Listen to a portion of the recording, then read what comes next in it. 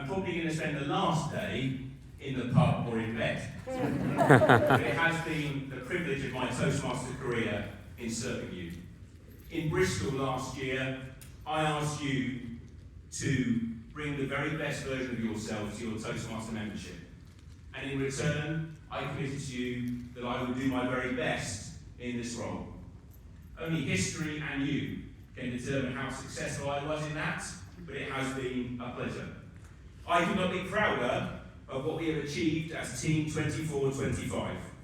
We've continued to build new clubs. In fact, 2 of our new clubs chartered only yesterday. We have helped some clubs become distinguished for the first time in years because of the pursuit of excellence that we as a district leadership team have fostered.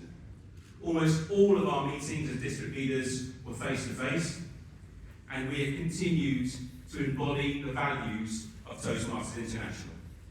We have appeared across the London Tube network and have gained international recognition for our efforts with that campaign.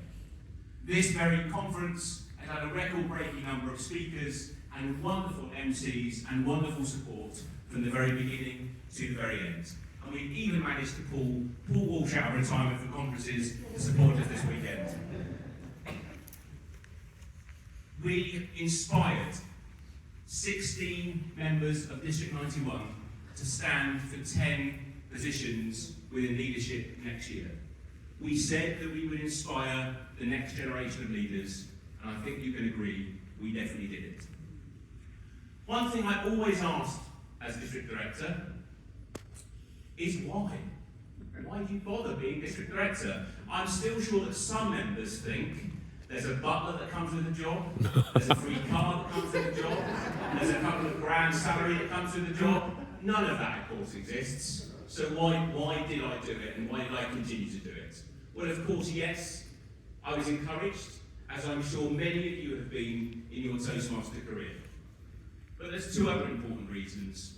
One reason I gave you last year in Bristol, and that's because I firmly believe it's important to continue to challenge the expectations that society puts on disabled people, including the guy that only last year said to me from his car as I was parking in a space with my BMW, "Oi mate, you can't park there, it's for disabled people." Now clearly, he thinks disabled people can't afford cars because we're probably not all working. So it was part of my ambition in all of my life to continue to challenge the expectation that society unnecessarily put on disabled people. But I was reminded when I was Programme Quality Director of another reason. If you see me at events or you see me at your club, first of all, thank you for the invite. Second of all, you would have heard me say the same things, because I think leadership is about consistency. So I tend to say the same thing in terms of talking about Toastmasters. And I say that Toastmasters is about finding and perfecting your public speaking voice. For some people, it's to help you become better leaders. And for some people, you can even become the next world champion of public speaking. And then I end by saying, just remember, Toastmasters International may not be a life-saving organisation, but it is a life-changing organisation. And at the end of one of these club meetings, a member very privately pulled me to one side and said, "Steve, that was a wonderful speech, very inspiring that you gave, but I think you got it wrong." I said, "Really?" He said, "Yeah, I'm here with my mum. I need some extra support from her at the moment. I've had a bit of a breakdown. I've had to stop my lifelong career, my lifelong ambition in my career. Life has just become too much, and I didn't want to continue living." Until she convinced me to come to watch the Toastmasters meeting. And now we come together. So Steve, when you say Toastmasters isn't a life-saving organisation, I want you to remember this conversation. So that's why I'm your district director, because I want to help continue to bring the power of Toastmasters to our members of today and our members of tomorrow.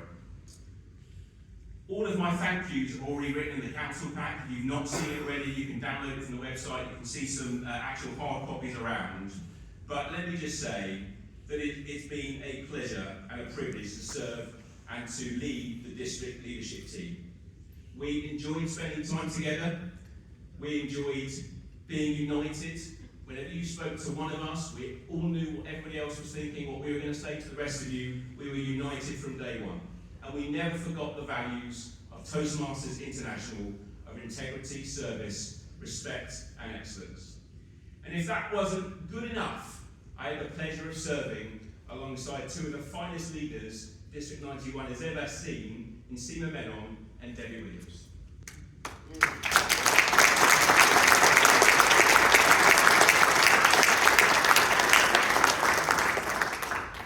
I know it's her birthday today, but I think this is a bit of a treat for me, which is a bit odd because it's not my birthday today, but what a pleasure for me to say the next few words. District 91, it has been the highlight of my Toastmaster career to serve you. I will continue to serve you, of course, as District Director until the end of the programme year, and continue with all my might to support this team so they can have as much fun as we have had on Team 24-25.